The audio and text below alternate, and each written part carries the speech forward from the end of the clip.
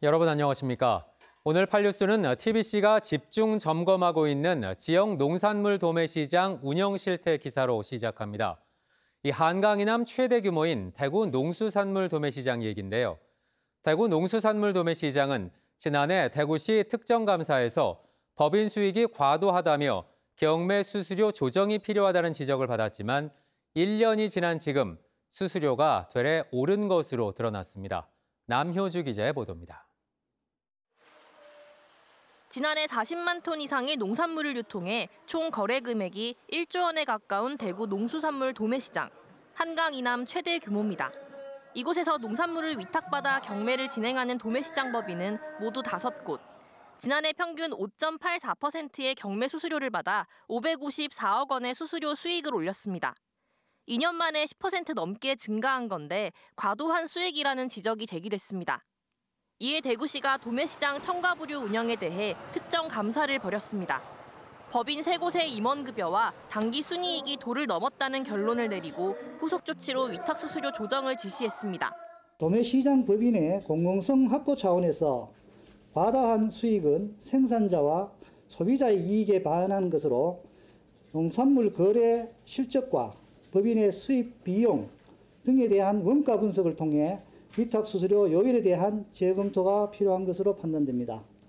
그렇다면 1년 넘게 지난 지금은 경매 수수료를 낮췄을까? 취재진이 확인해보니 10월 말 기준 위탁법인 5곳의 평균 경매 수수료는 5.89%로 지난해 5.84%보다 0.05%포인트 올랐습니다. 대구시가 특정 감사까지 벌여 수수료 조정을 지시한 게 공연불이 된 겁니다. 대구 농수산물 유통관리공사는 하역비와 선도자금, 손실보전비 등 법인 부담액을 늘려 수수료 인하 효과를 거뒀다고 해명했습니다.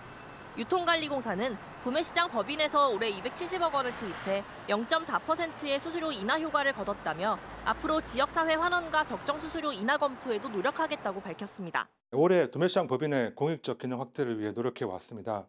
앞으로 법인의 사회적 환원 기능을 더욱 강화하고 도매시장 위탁 수수료의 적정 수준을 도출할 수 있도록 하겠습니다. 하지만 법인 부담 내역을 살펴보니 실제 수수료 인하 효과가 있는지 의문입니다. 올해 10월까지 법인에서 부담한 금액은 270억여 원으로 지난해 같은 기간보다 61억여 원 늘었습니다. 늘어난 법인 부담액 가운데 농민에게 무이자로 빌려주는 선도자금이 38억여 원으로 가장 크게 증가했는데 전체 증가액의 60%를 차지합니다. 하지만 선도자금의 경우 올해 지원 건수가 135건으로 지난해 108건에서 27건밖에 늘지 않아 일부 출하자만 혜택을 받는다는 지적입니다.